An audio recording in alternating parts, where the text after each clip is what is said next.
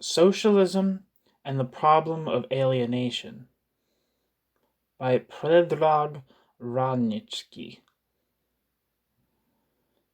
Predrag Vraniclci, professor of philosophy at the University of Zagreb, fought with the Army of National Liberation against the fascist forces that occupied Yugoslavia during World War II.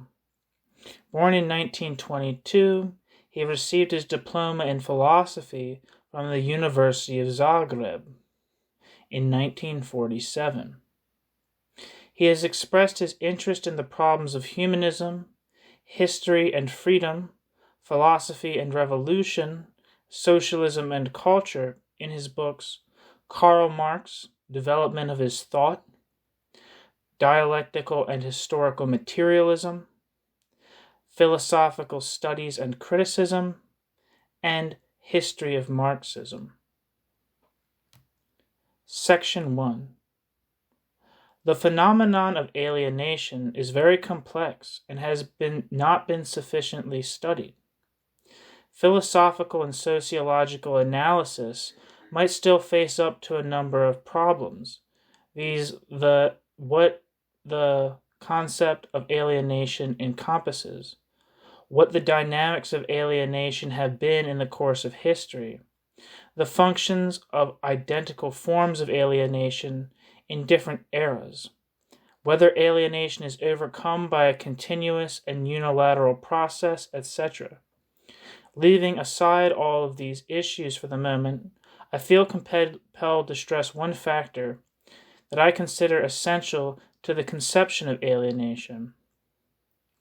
While all of human history and all historical creations, the state, culture, religion, etc., are man's work and the expression of man's own potentialities and powers, man has been capable of existing only by separating these powers from himself, and by finding these same powers counterposed to himself as specific material, social, or ideological forces. So long as man's work continues to exist as something external to him, the political sphere, religion, the market, money, etc., and to oppose itself to him in the form of a superior authority, we will encounter the phenomenon of alienation.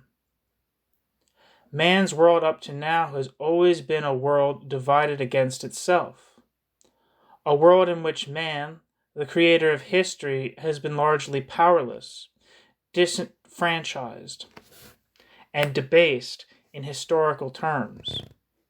History is a constant tyranny over man to this day.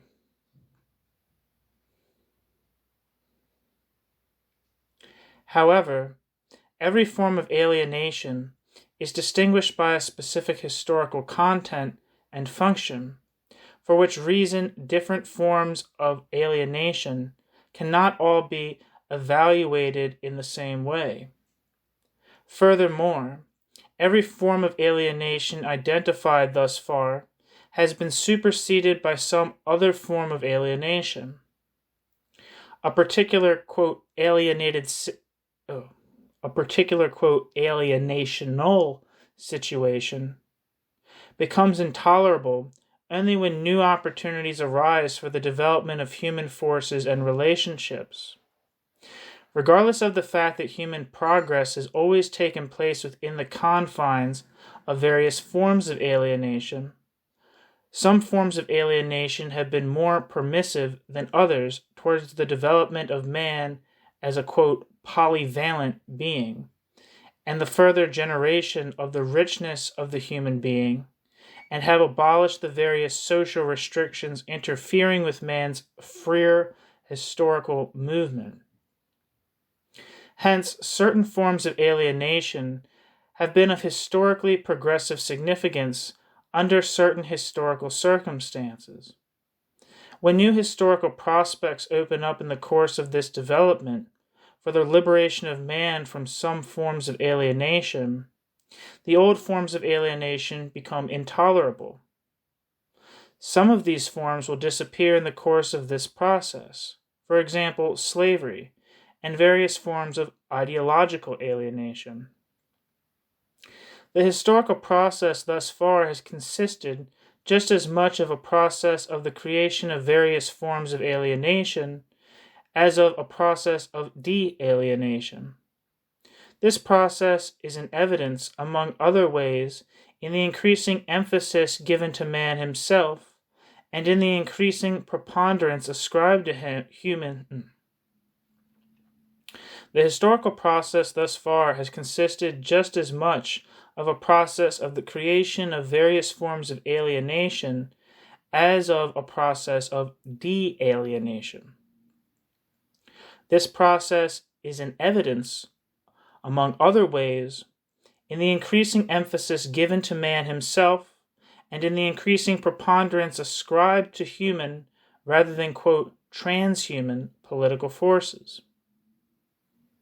The processes of de-alienation will be all the more powerful when this orientation of man toward, quote, man proper and man's creativeness become primary and essential factors, and when people so associated come to regulate their relationships with each other and with nature in this way.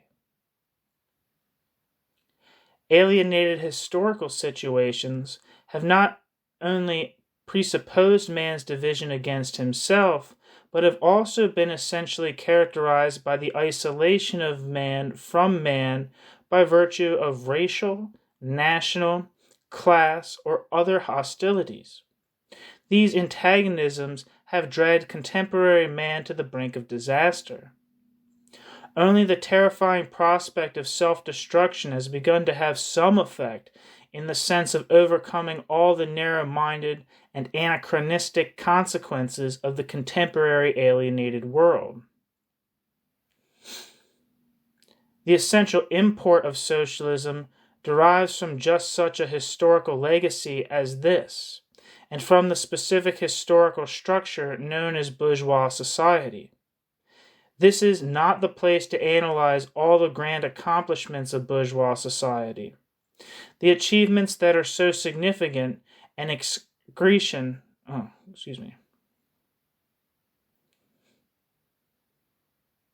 This is not the place to analyze all of the grand accomplishments of bourgeois society, the achievements that are so significant and accretion to human activity.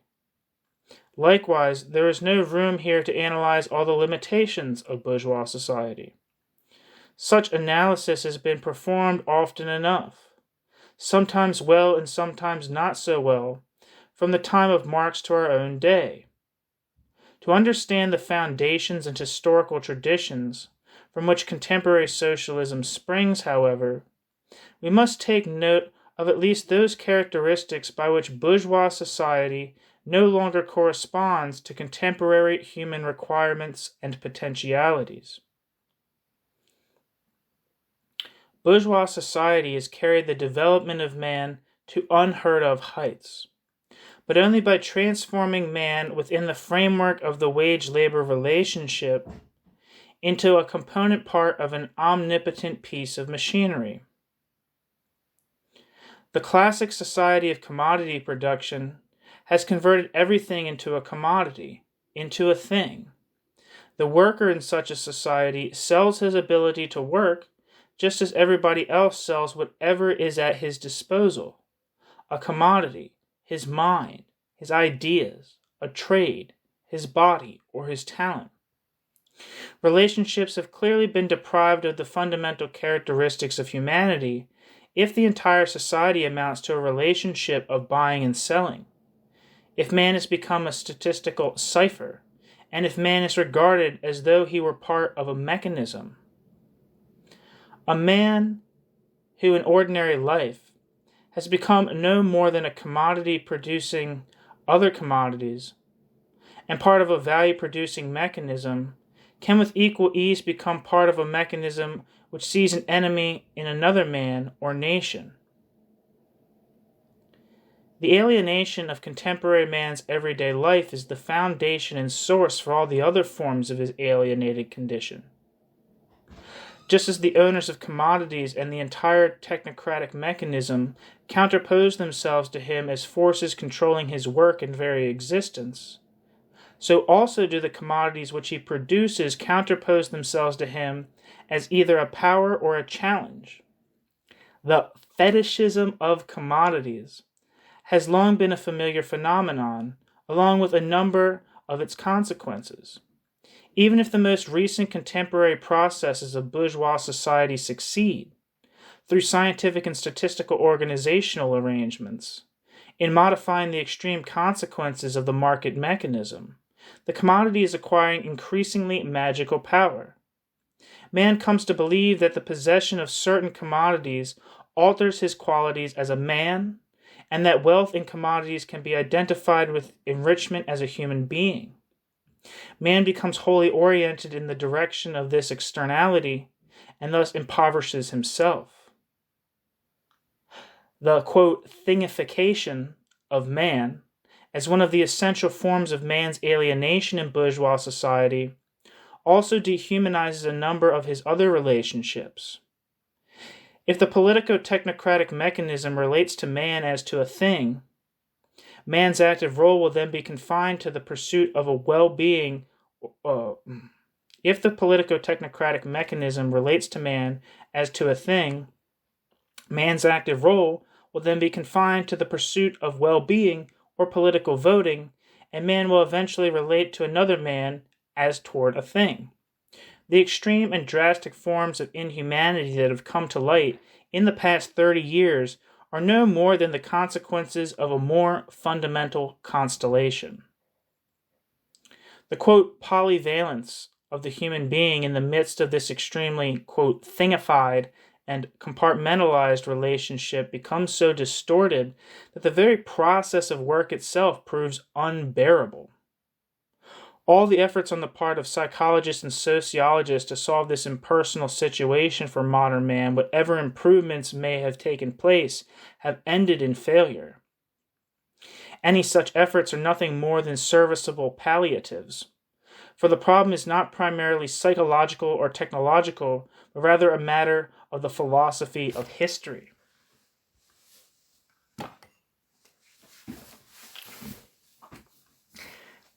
Man may be more or less aware of his alienated condition, but the end result is the division of his personality against itself and the formation of the homo duplex. As a man, he does not feel himself to be part of the broader community. As an official being, he does not feel himself to be a man. And this characteristic feature of the alienated man, so long familiar, has consequences of the most tragic kind in the field of human relationships.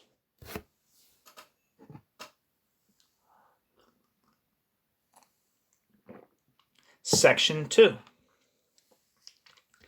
If the contemporary society of private ownership and wage labor relations can be characterized in terms of the aforementioned factors, and the history of the last few centuries has confirmed this to be the case on innumerable occasions, for example, wars, economic crises, concentration camps, gas chambers, etc., then the struggle to overcome such a state of affairs as this is surely the struggle for socialism as well.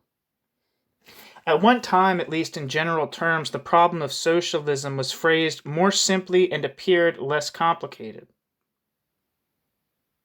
Today, after many experiences, not devoid of tragedy, the problem of socialism must be considered primarily within these philosophico-sociological horizons. The revolution and revolutionary authority have often been regarded as sufficient guarantees that man would be liberated not only from the hired labor relationship, but also from all other forms of alienation. The problem of alienation thus becomes, quote, superfluous. For example, the concept of alienation did not crop up at all in theoretical discussions during the decades of Stalinism. Even today, many theoreticians of socialism consider alienation to be incompatible with socialism, as though socialism were immune by nature to this disease. Historical experiences offer an entirely different picture, for they have served to shatter numerous illusions and myths, especially those of the Stalinist era. Stalinism failed to grasp that the time to put the revolution into effect is after the revolution has taken place, insofar as it exists at all. Only then such social forms of relationships as will lead to the constant liberation of man and to the creation of a new historical personality can be created on a permanent basis. In a word, the fundamental principles of philosophical and humanistic thought must be implanted in the deepest possible way. To be sure, socialism, to reach this goal, must continue on the basis of a number of alienated forms that cannot be immediately abolished or leaped over. State, classes, party, nations, bureaucracy, religion, commodity production, the market, etc. Such is the case despite the fact that these forms in genuine socialist development must acquire other symbols and meanings and play a new role, as we shall see. By virtue of their very existence, however, certain aspects of these alienated forms can but need not manifest themselves in the most negative fashion. So long as man, under whatever system, socialism included, generates, senses, and experiences his powers as a set of factors apart from himself, the possibility will exist for such factors to act toward him as a superior authority, and to obstruct historical creations that deserve to be measured against the level of contemporary human development. Therefore, contrary to the thesis of the sorry, this is all in italics, so I'm trying to give it a little, give it a little flair. Give it a little flavor. Therefore, contrary to the thesis of the superfluity of the problem of alienation under socialism, we must advance the thesis in the most decisive manner possible that the problem of alienation is the central problem of socialism. This problem could not have been the central problem of bourgeois society for the simple reason that the basic historical task of bourgeois society was never, nor is it now, to liberate man from all forms of his alienation. Bourgeois society accomplished its historical task by superseding feudal forms of dependence and subordination and by evolving certain limited forms of democratization in the realm of economic democracy. To the extent to which there is a tendency within bourgeois society to overcome certain of the negative consequences of bourgeois private property, the classic bourgeois order is going to give way to statist tendencies. Yet bourgeois society did not and could not have the historical duty of abolishing economic and political and hence ideological authority. The basic task of bourgeois society was to make this authority function and not to abolish it, to solidify the position of the ruling class and not to eliminate the ruling class, and to separate authority from the people and not to transform the people into an authority. Bourgeois society is a political society par excellence in the sense that political is a synonym for the authority of a particular group of people over another. Hence, socialism cannot be based on those categories which are essential to bourgeois society. Since the task of socialism is to overcome those forms of human existence which create the alienated man, the dissolution of the alienated forms of man's social life becomes the central problem of socialism. If the problem of socialism is not comprehended in these terms, the end result may be the evolution of political forms into paroxysms of dehumanization.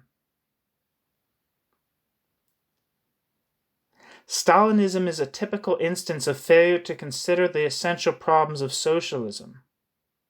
Historically, Stalinism meant that the various forms of human alienation, inherited directly from the former class societies, were relied upon and strengthened. Instead of putting its trust in man, the historical creator of social life itself, Stalinism offered the major role in the formation and development of the community to the state and various, quote, transmission belts. Having lost sight on the intellectual horizon of the true import of the socialist transformation, i.e., the gradual effort to abolish the system of political society, and hence the forms of economic and political alienation, Stalinism based the evolution of this political society on extremes of power. The omnipotence of the political apparatus of the state was necessarily accompanied by the universal powerlessness of the individual, the human being, the personality, precisely the objects of the import of this radical historical endeavor. Man as producer finds himself again in the alienated position of hired labor, as if he had been wholly deprived of participation. Man as producer finds himself again in the alienated position of hired labor, if he has been wholly deprived of participation in the management of production and in the distribution of the resultant product under such a system, which consists not only of a total state planning, but also of the disposal of surplus value by the state. The only difference in this instance is that capitalist monopoly has been supplanted by the universal monopoly of the state. The Marxist idea of planned production, as opposed to the haphazardness of the capitalist market, has been transformed into its own contradiction. Man as producer, not having become himself the planner, has become part of a plan, i.e., planned out. Well, I really like that. Man as producer, not having become himself the planner, has become part of a plan, i.e., planned out. One more time for me. Man as producer, not having become himself the planner, has become part of a plan, i.e., planned out. We need not waste many words about the fact that numerous other characteristics of alienated labor have also manifested themselves in the process. Instead of superseding the hired labor relationship that is the fundamental characteristic form from which all the other deformations of bourgeois political society originate, socialism in its Stalinist phase of development evolved new forms of this very relationship. The problem of economic and thereby political alienation, far from ceasing to exist, has thus become socialism's real and vital problem. Very understandably, the historical illusion that socialism has been accomplished as the first phase of communism on the basis of such a relationship has given rise to a variety of other myths and obfuscations. We should not forget the truism that obfuscation is one of the fundamental forms of ideological alienation. Like every other form of alienation, of course, this form should not be comprehended in unhistoric and abstract terms. During certain periods of primitive awareness and a low level of social development, man has been able to advance only with the help of such alienated forms of consciousness. Man's very existence often depends on them. However, though mankind was capable at one time of progressing with this type of ideological consciousness, the contemporary evolution of man and his high level of development in knowledge and philosophy are incompatible with such a structure. This is especially true of a socialist evolution, in which man's relationships towards man, society, and nature should become more lucid, more rational, more comprehensible. Man in socialist society must become increasingly aware of himself as the sole creator of his life and his destiny. One of the myths already mentioned is that of the socialist state as the fundamental driving force and lever behind socialist advancement. Since the state consists primarily of a particular apparatus, this attitude has inevitably exalted the political sphere. The worker, instead of being recognized as the basic actor in this new historical transformation, has again found himself opposed by an institution which is essentially inaccessible to him and which has been managing all spheres of his life. Thus, the foundation for the development of the bureaucracy and of all bureaucratic pretensions and mystifications has been created.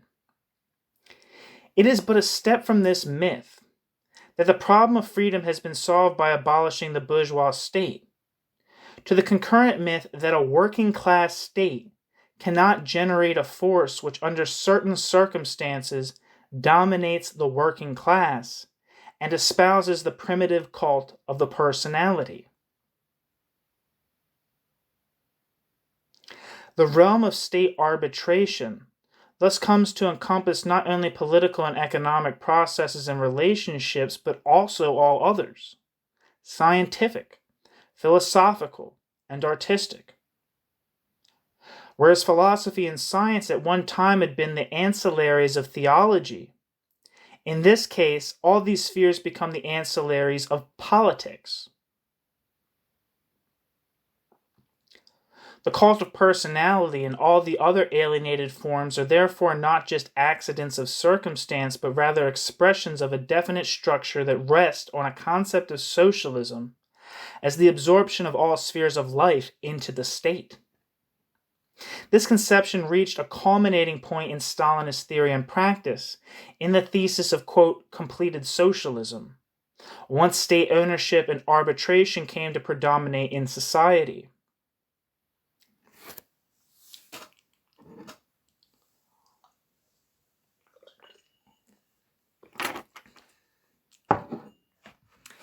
This ideological fascination with bureaucracy and technocracy established an extremely alienated theoretical credo.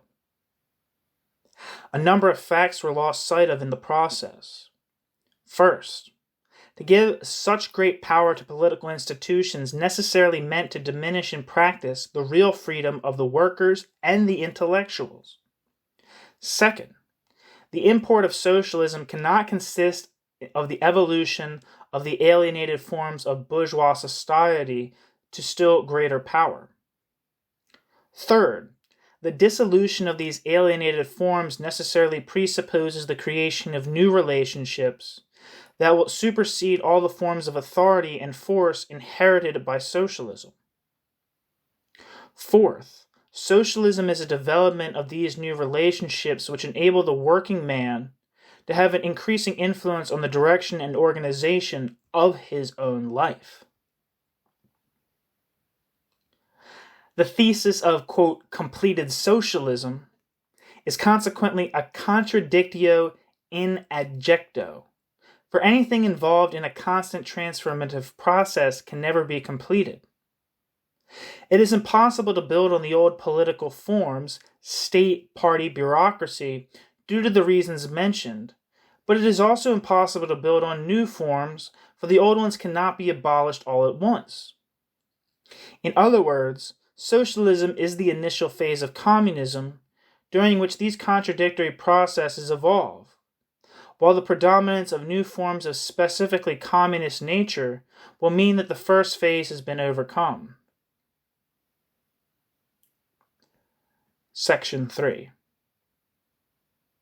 The problem of alienation is thus of vital and historical importance to socialism, not only because practical experience has shown that many deforming aspects of alienation are possible under socialism, but also because socialism must continue on the basis of various social forms which in themselves represent forms of alienation. Furthermore, as we shall see, The very level of economic and cultural development in contemporary society generates various other forms of alienation which socialism cannot get rid of all at once. The entry of socialism on the world stage is not the appearance of some magic wand to convert all evils into good and to resolve all human problems in the twinkling of an eye. If our desire is to contribute more fully to human liberation, i.e., to the overcoming of various forms of alienation, then socialism must place its fundamental stress on man. The free personality must be considered a prerequisite to social freedom, in theory and in practice. This means the permanent creation of those relations which will enable the working man to govern himself and his work process in economics, culture, education, and all other sectors of social life. The opposite of the absolutization of the political factor is to strengthen the power of the entire community rather than just the political segment thereof. Ooh, I like that one. Read that again. The opposite of the absolutization of political factor is to strengthen the power of the entire community rather than just the political segment thereof. Another aspect of this social management, in the form of workers' councils and various other councils, is for the state to wither away and die out as a power over man. We dare not close our eyes to these facts, or to the fact that socialism is not a magical leap from an alienated to a de-alienated society. To the contrary, it is a new historical process which also contains certain alienated forms. Nor can one ignore the fact that its historical import and mission is precisely the conquest, not the increase of alienation. In terms of the contemporary level of human development, regardless of specific countries, socialism is also a hierarchical society. In view of this circumstance and of the forms in which socialism evolves, bureaucracy is a constant accompaniment to socialism. Particular hierarchies in all spheres of life invariably endeavor to make themselves as independent as possible into relation to the lower levels. This again means that the tendency to create new forms of alienation is a permanent process that socialism must thwart and overcome. Socialism is thus a process in which the evolution of forms of self-management permeates and opposes statist and bureaucratic tendencies. What is involved is not a linear process devoid of conflict, but rather a genuinely dialectical and contradictory process. In other words, the political forms in which socialism evolves are essentially particular forms of alienation and are wholly positive and historically progressive only if they tend to dissolve themselves. However paradoxical it may seem, the socialist forces accomplish the process of de-alienation precisely by means of different forms of alienation alongside de-alienated forms. This is a unique, wholly new, original, and profoundly humane process and historical task of its own kind. While every authority in the past had endeavored to make itself absolute and eternal, socialist forces used their power to eliminate themselves. While every authority in the past has endeavored to make itself absolute and eternal, socialist forces use their power to eliminate themselves. Sorry, I had to repeat that. I like that. I like this essay. Socialism, from this philosophico-sociological standpoint, is a process by which the previous forms of human alienation are to be overcome. Socialism has emerged thus far in the less developed countries, and therefore increases in production and industrial development have appeared to be socialism's prime tasks. This is just one aspect of the problems of these countries, an everyday concern and reality, without whose solution higher forms of human relationships could not evolve. Yet this problem is not in itself a specifically socialist one, since increases in production are likewise the problem of capitalism. The vital problem of socialism is to be found in the realm of social relationships. Without wishing to underestimate the significance of economic and cultural factors, I must conclude that such measures, rising production, industrial development, fail to strike their historical target unless accompanied by profound social transformations in the sense of self-management of man himself. In view of the complexity of the domestic and international situations during the initial phases of development, however, even these forms of self-management are not by themselves absolute, despite their essentially de-alienated structure. In the same way as political forms tend in themselves to develop into bureaucracy and to dominate politically, various forms of particularism and localism, which are also forms of alienation, may develop in the same way in the field of self-management. The activities of the most progressive forces of socialism to overcome both bureaucracy and localism, along with all the other deformations, are of such great importance for precisely this reason.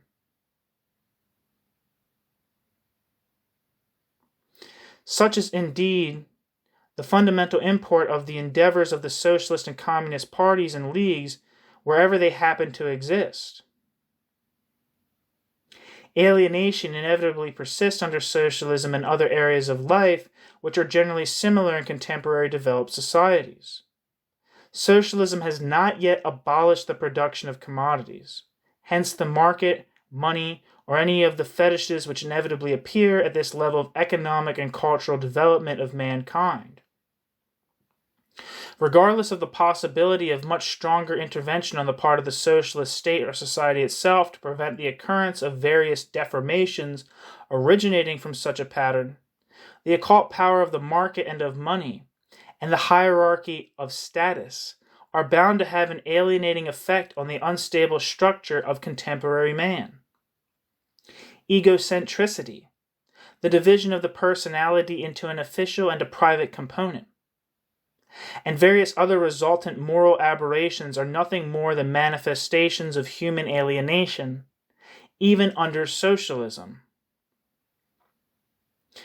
The homo duplex, that characteristic phenomenon of contemporary civilization, has not disappeared as a problem under socialism.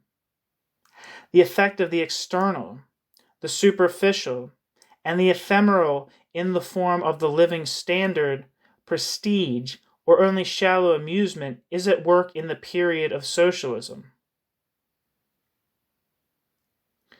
The structure and physiognomy of a contemporary man is still primitive in many respects, burdened with a variety of negative characteristics inherited from the past, and hence quite unstable. Many people run away from themselves after having failed to find genuine contentment within themselves or in their creative relationship to socialism. Such people find their vital contentment outside themselves in the external and the incidental, rather than in the essential problems of their own personalities and communities. Another problem of socialism is modern industrial production, which has led to extremes of specialization and the division of labor, thus alienating workers from their jobs, which are monotonous, uncreative, and boring. Under socialism, as elsewhere, of course, various palliatives will naturally be used to alleviate the situation. However, the historical solution is not to be found in any such palliatives, but rather in those measures which characterize socialism as a new historical form of the social organization of labor, i.e., of social relationships generally. The abolishment of those relationships in which the worker is cut off from participation in the entire organization of labor, production, planning, and the distribution of surplus labor is the conditio sine qua non to any solution of this fundamental problem of contemporary civilization. But self-management on the part of the working man begins as a process of abolishing the wage-labor relationship, the alienated relationship in which man is no more than a means. The whole hierarchy of values shifts with the transformation of the working man from a tool into an active factor in society. But this factor alone is not sufficient to solve the entire problem. With the ever-growing process of creating a society in which the center is man's self-government, with the ever-increasing abandonment of the political forms of his existence, the structure of productive forces, including man himself, must be changed simultaneously. The perspectives which are opened up by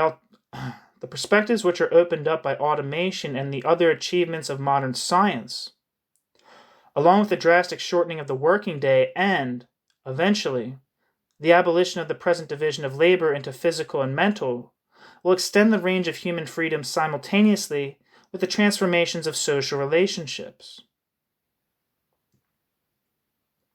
However, there is still another prerequisite to be met if this, quote, free time is to be used creatively. A new, quote, polycultural, critical, and historically responsible personality is needed.